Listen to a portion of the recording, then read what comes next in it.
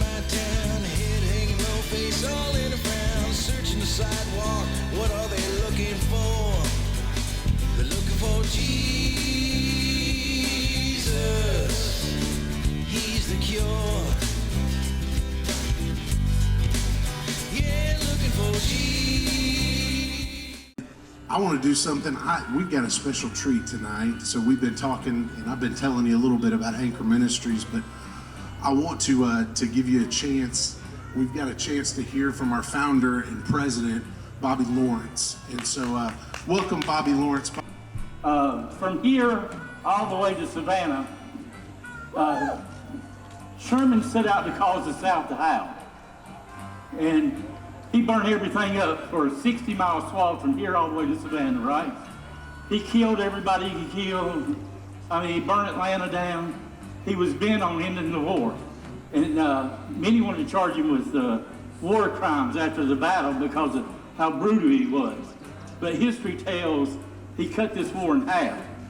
After the war, there was over 750,000 people dead from that war, more than all the other wars combined.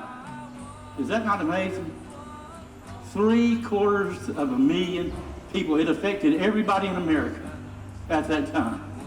The destruction in the South was so bad. The starvation, the homelessness, the orphanage was filled up because people's parents got killed. Did y'all know any of that story? But y'all know what started the Civil War? Y'all have any idea what really began to light the fuse for the Civil War? Politicians. Politicians started that war because they couldn't sit down and talk to one another. They began to talk in the newspapers, and then the newspaper reporters started adding their opinions. And the fire got bigger and bigger, and the emotion got greater and greater, and nobody wanted to sit down and just discuss what was going on. Are you hearing me? They made up their own facts. They had actors back there that they'd go into the studios, theaters, and they'd put on plays, and they'd make it out to be something it wasn't, and it grew bigger and bigger, and nobody sat down to talk until they decided to gather up arms and fight. Brother against brother. I don't mean Christian brother against brother. I mean blood brother. Killing their own kinfolks because they couldn't sit down and talk. Does that sound familiar today? The division. Everybody's in their emotions and nobody wants to hear anything about facts. Let's forget facts. We'll just go by what we believe. Everybody's got their feelings on the sleeve. Nobody wants to hear the truth. Amazing, isn't it? You know, 2 Chronicles, the 7th chapter says this, in the 13th verse, it says, if I hold up the reins, if I send the locusts, if I send the pestilence to my people, who's he sending it to? My people? He didn't say I'm sending it to the world, I'm sending it to my people. Who was his people then? The one he led up out of Egypt. The one he fed by his own hand around the mountain for 40 years. The one he caused to cross over the Jordan into the promised land, and he spoiled them, brought them. Spoiled them. And then they turned against him. The climate's changing, they're right. Where the disagreement is, it's not what we're doing to the environment. It's sin is causing. It's sin. It's my sin. It's your sin. It's causing it. Hello? Now, it talks about he sent this pestilence. Now, people say, not my God wouldn't do that. Well, yours wouldn't, because you created one that don't exist. But the God of the Bible said he sent it. This pestilence, you know where the first places it hit in America? Where was it one of the first places? Right here in Bartow County in a church. Do you think God's trying to tell us something? Do you think maybe he's trying to tell us, the church, something? You know, a lot of people since I've been here and for the last 20 years, I love the Pentecostal church. I grew up in it. And the whole thing's been about prayer, prayer, and prayer. For 20-something years, I've heard, we got to pray and that brings revival. Well, I agree. I agree with that, but if I was going to do it, wouldn't we already be there? No, I would think. I'm kind of, but then I've heard it's all about unity, unity, unity, unity. And I thought about that. You know what unity is? It's corporate humility. Well, I'm right and everybody else is wrong. You know what you have to say really don't mean nothing to me. Especially in the white church, boy, we're bad. But actually, do you know what the definition of humility is? Freedom of arrogance. Well, freedom of pride. Is that where we're at today? Are we full of pride and arrogance? It's got to come my way. In the Pentecostal world that I came out, it's going to come our way because we're right and everybody else is wrong. I'll just be straight with you. That's been our attitude for so long. Is I'm right and everybody else is wrong. But can I tell you a little history? I promised them that I'd tell it, and I know some of them you're sick of hearing it, but let me tell you another little story. You know, one, and if you go to Jeremiah 6:16, it says, the Lord says, stand ye in the way and look for the old path and walk therein, and you'll find rest for your soul. But what did they say? Oh no, we don't want to go that way. They knew the way, they didn't want to walk that way. How many of you know who Sam Jones is? One, two, couple. He was from Cartersville, and he was this great evangelist. Most people don't know about today, but he goes down to a town just this side of Athens, and everybody in that town got saved. They changed the name of the town to Newbern, Georgia. Now they changed it to Newbern, but if you go to their Newbern's webpage, you'll see they tell about the story about Sam Jones coming to town, right? So newspapers started following him around, and all of a sudden he goes down to Macon, Georgia. Over 100-something saloons shut down, brothels shut down, profanity stops, gambling stops. He crisscrosses all over Georgia, ends up in Tennessee. He's in Nashville, Tennessee. Had greater success there. The riverboat captains rode all their whiskey down into the river and turned their boats into missions. All the newspapers bought teletype lines across the country. His sermons were front page news all across the country. Did y'all know any of that?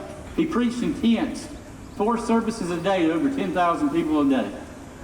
It began to change the city, and they wanted to beat him up and all this kind of stuff. One of the main guys that come to beat him up ended up building the Ryman Gospel Tabernacle, which became the Ryman, the Grand Ole Opry of country music.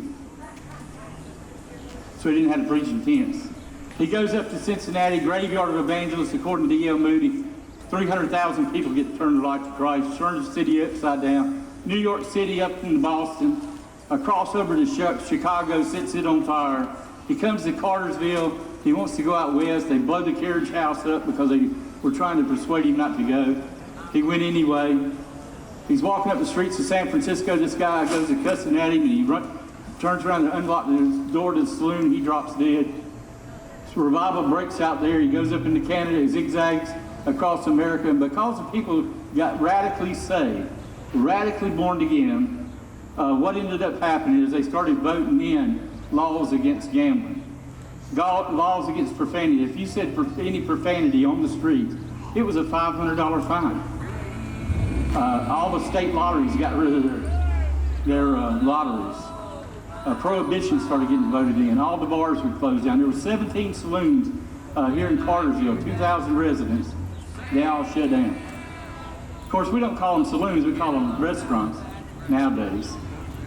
But after all this history I'm telling you about the great revivals that happened in the 1800s and all this, Billy Sunday after him, everywhere he went, Finney before Sam, wherever he went, saloons shut down. Jonathan Edwards, they stopped drinking in all the places. Right here in the city of Cartersville, the church, Sam Jones Methodist Church, there, he paid for that building out of his own pocket. They're going to build a saloon right across the street. And the church wasn't against it. The city council and the mayor decided, hey, you know what, let's go ahead and do open containers in the city. So now we have open containers. You can drink anywhere in the city. The state of Oregon had the same thing, but they went a little further this past year. They voted in and they legalizing hard narcotics. That'll come to Cartersville eventually if we don't stand up and fight it. What do y'all reckon? Are we just too divided? Now, we can't do nothing about all the country. Everybody knows politics is all local, but we can change things here. You know what I'm saying? If we use the Bible as a standard. Hello? There's so much more to our history than we even know because we've really been lied to. And most of us won't crack a book to even read to find out. Will we? Serious, there's some interesting history all over Georgia where God did some great and mighty things. I think he wants to do it again, but are we just too hard-hearted? Are we just set in our ways? You know, most Christians don't even see anything wrong with drinking. Most Christians don't. I'm not talking about lost people, I'm talking about Christians. Do you know how many people die every day from alcohol? How many people? It's equivalent to a 747 hitting the ground every single day. Every day. If that happened 2 days in a row, they'd shut all air flights, wouldn't they? But alcohol kills that many, and most Christians don't see any harm. What's the problem with drinking? Jesus made it. Really. Let me ask you something. Have you ever drank too much? How many of you ever drank too much? What condition was you in? What? Where does the Bible say that all drunks go? I'm just asking a question. I mean, I'm not preaching at you. I'm just asking a question. Hell, right? Now, if I didn't say that, then that makes me a coward, right? Whereas cowards end up with drunkards. Oh, boy. But, you know, our pastors can't really preach anything about the fear of God because you won't put anything in the offering plate. Of course, most of y'all's pastors tell me most of y'all ain't giving anything anyway. So all the white people here, if President Biden was to eliminate all income tax, would you take 30% of your income and give to the poor? Many of us in the white church, you know something, we're so self-centered, stingy, and so self-centered that, you know what, we're mean. I'm talking about not every Christian, but a lot of professing Christians, we're really mean. And if I was black, to be honest with you, I'd think he's a racist. But I know that's not the case. I just know you're mean to everybody. You really don't care what color they are. Straight up. You know, that's where we're at. What did Jesus say? It says it's written, love God with all your heart, mind, and soul, and love your neighbor as yourself. Did we do that, really? Are we washing other people's feet? Really? Why is the church dying? Why is it such decline? Why is the politicians look like they are? Why is this country going down the tubes? Because of our politicians? They're a reflective government.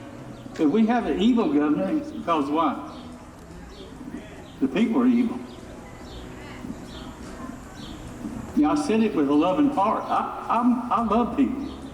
You know, I told you I was a foot washer. I wash feet because I love people. I care. I really care for people. I'll say this, and most of you will say, well, he's just saying that. He's just saying it. He don't really mean it. But listen to me. If you don't hear nothing else I say, I don't care. They'll take the worst low life in this city.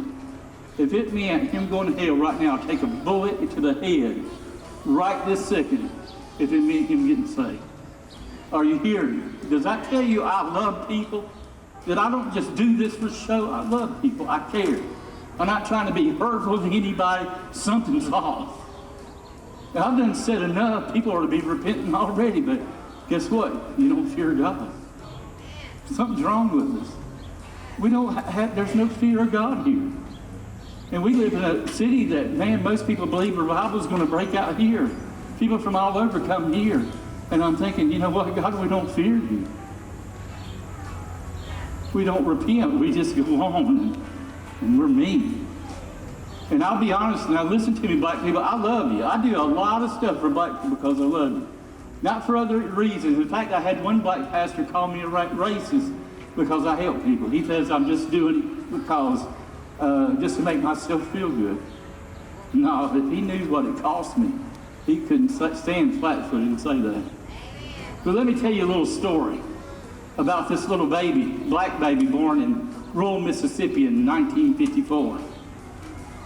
Poor. She was born to an unwed 18-year-old mother. Brought up hard, rough. They moved around, ended up in Knoxville, Tennessee, ended up in Nashville, then in Milwaukee. At 14, or even younger than that, her own cousin's uncle molested her. Made her feel like dirt. Are you hearing me? Made her feel this small. When she gets up to Milwaukee, she accidentally gets pregnant. At 14 years old, she loses her baby. Her life is devastated. You'd think it's over for this little girl. So many black kids in our community now are suffering the same kind of stuff. The hurt and the pain and the heartache. That's the one thing we all do have in common. We've all had heartache. If you ain't, it's coming. You hear me? Listen to what I'm trying to tell you. I'm just trying to tell you the truth. So listen, she ends up getting a job in high school as a DJ at a radio station. She worked her way up to become the most wealthiest black woman in North America. She was the first double billionaire. Now she is probably the most wealthiest black female in all the world. Y'all know her as Oprah. Did y'all know her story? Do you know America has created more wealthy blacks than any other country on planet Earth? More millionaires and billionaires than any place on planet Earth. And even Oprah, with an incredible story, she'll tell you there's many ways to God. And then she lights the very bridge she walked over to get where she's got. Have you ever asked yourself why some of these real rich blacks burned the very bridge they walked on and call it systematic racism? If it's that, I kind of wouldn't mind somebody discriminating against me. Straight up. Have you ever asked those questions? Really? There's another thing that I'm curious about. Like I said, black folks, I love you. You can't say I don't love you. But you know, Obama's Justice Department said that the police were underestimating deaths caused by police officers. So they went back and did a data study, and they found out actually all the way back to 1933, they were right on it. In fact, it's been ticking up. Murders caused by police officers ticked up. And in 2015, when they started this research, Eric Calder, the Department of Justice, the Washington Post started working with them. And they started keeping up with this. How many people you think got killed from 2015, I mean white, black, everything, till right now? 6,211. Whites, blacks, Hispanics. From 2015 to April the 14th of this past month, 6,211. So they had 2,881 were white. They had 1,496 were black. They had 100 and some odd Hispanics. Native Americans was like 28 people. So they said, okay, so here's the deal. They said 6% of the whites were unarmed. 2% were the blacks were unarmed. Cherokee Indians, every one of them were unarmed because they get to drinking, they're going to get shot. 2% of the blacks, they said, were killed while unarmed. So it averaged out to 5 every year for the last, since 2015 to 2014. 5. Except for 2019, they said there was 9. Now wait a minute, that's not what the press tells me. The press makes me believe there's thousands every single day getting shot and killed, unarmed. Is that not what y'all heard? I think that's what I've been hearing, but this is what they reported. They said 9 in 2019 was shot by police officers while being unarmed, but most of the data was also, the video showed, and the reason they didn't press charge because they said they resisted arrest. Well, either resisting or not resisting, 9 unarmed blacks got killed in 2019. You know how many people got killed by lightning in 2019? Just no weapon, just innocent, 27. So you're 3 times more likely to get struck by lightning. But everybody's in fear. I'm not saying one death is bad enough. I mean, anybody getting killed that don't deserve it, that's bad, that's terrible. But to tear our whole country up, if I can't say it, who can say it? Because nobody else is going to say it. Nobody wants to hear it. We want to put our ears in our plugs in our ear and blame everything else and become a victim. If I don't say it, who will? Because the pastors in the church will not say it, especially in the white church. We want to hide. We want to cover it up. You know, we can't change America, but we can change Cartersville. You don't want a racist cop? Hey, let's get the right kind of city council and the right kind of mayor and get the officer. Let's give them a litmus test. Hold the Bible up and ask them, where do you stand on this? You hear what I'm saying? You want to change it? Are you serious about changing? Do you really want to change your country? Show up at stuff. You know, and another thing, when blacks have stuff, how come y'all don't show up? Straight up. You know something? If we want to do what Jesus said, what did he say? Love our neighbor as ourselves. That means you and me. You hear me? Do we do that? Are we going to start doing that? Because I think we need to. Now let me ask you this. You know, this is another sad thing going on in the church. It's splitting the church. Methodist church, I got some good Methodist friends I love here. They're godly people. But we're scared to call things out. We're petrified to tell the truth. You hear what I'm trying to tell you? Listen to me. But when we agree with sin, what does that do with us? I love homosexuals. And we can say everything Paul wrote is archaic, and we can tear it out of the Bible, and we can tear up the Old Testament. But let's just go by what Jesus said.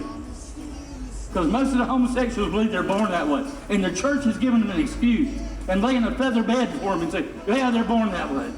Well, here's what Jesus said. It's written. Listen to me. You must be born again. You can't stay that way. They give the same excuse to alcoholics and drug addicts. You know, you're born with a disease. Baloney. You lack self-control. In fact, you're not an alcoholic. You lack self-control. Paul, when he preached, what did he preach to Felix that caused him to shake? What was it? God's righteousness, self-control, and God's judgment to come. Maybe that's what's happening in our churches today. We're not preaching the whole gospel, the whole thing. Are you hearing me? But in the Pentecostal world where I came from, we just want to get in the presence. The presence will change me. You hear me? It'll change me. The presence of God will change me. It didn't change those thieves in the temple, did it? They were in the manifest presence of God and had no effect. It took the word to come in and run them out. I need God to do that to my heart. Are you hearing me? This is what we need to happen in our own hearts. The hate, all the other junk. The problem is so many of you got so much hate even for your own family members, your own mamas. You know what most of the people that are sick, their most biggest problem is? Serious. I had a doctor tell me this. He said, Bobby, 70% of my patient's problem is unforgiveness. And then for the lost, listen to me tonight. We live in a fallen world. It's imperfect. It's terrible. It tells us in the scripture, it's a fallen world. As soon as you start playing a victim, it's over for you. You might as well throw in the towel. As soon as you start playing a victim, it's over. You hear me? Stop playing a victim. You ain't a victim. It's life. Get up. I've been dead. In 1983, I was killed in a horrible accident. Saw my dead body laying on the ground. People standing around me. I can tell you right now, there's a heaven or a hell, regardless if you believe there isn't one or not. Are you hearing me? In 2012, I was on life support. I saw hell and heaven again. It is literally a real place. And we're all born in a river headed to hell. I was, everybody. Every single one of us born. That's John 3:18, read it. But here's what God done. He sent a life raft, John 3:16. He sent his son, Jesus. And all you got to do is get in. But you can reject the life raft.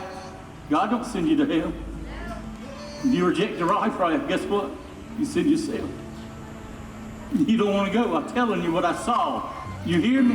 And there's a lot of people calling themselves Christians because they made a decision or they profess Christ. It's written, you honor me with your lips, but your heart's far from me. Are you hearing me? Jesus said, you must be born again. You know, a lot of people say, well, what does that look like? I don't know. I had to pray till I knew that I knew I had it. I couldn't just make one little prayer. I had to keep praying and praying until I knew I wanted to be saved. I just knew. You have a chance tonight. Are you hearing me? To give your life to Christ. I ain't got all the answers. All I know is pray till you know that you have it. I don't want you to make a decision. Are you hearing me? I want you to know that you're born again. And you can be tonight. Begin to pray in your own heart. Right now, ask him to come in. But don't stop there. Grab a Bible. If you won't, I'll get you one. Read it and obey what you read. Don't imitate another Christian because they'll lead you astray. All the scriptures tell us, be not deceived. Be not deceived, be not deceived. But we just flippantly listen to anybody instead of reading for ourselves. Are you hearing me? It don't do nothing but get us in trouble. Little things mean a lot. Are you hearing me? Little bitty things mean a lot.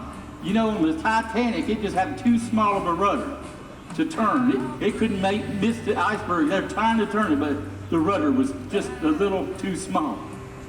Little things mean a lot, doesn't it? All they had on there was white flares. If they'd have just had one red flare. A white flare meant celebration. A red flare meant emergency. All they had was white flares.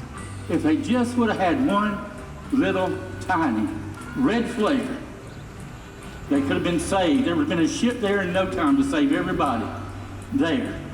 Little things mean a lot, doesn't it? Do you know they used to drop a bucket into the water and check the temperature? The rope was a foot too short. So the ship's mate pulls the bucket up, goes into the bathroom, runs the tap water, measures the temperature, and it wasn't below freezing. He writes the temperature. The captain looked at it and he said, all is fine. Full speed ahead for just a short piece of rope. Little things mean a lot, don't they? Don't mistake my passion for anger, because I'm not angry. I love people.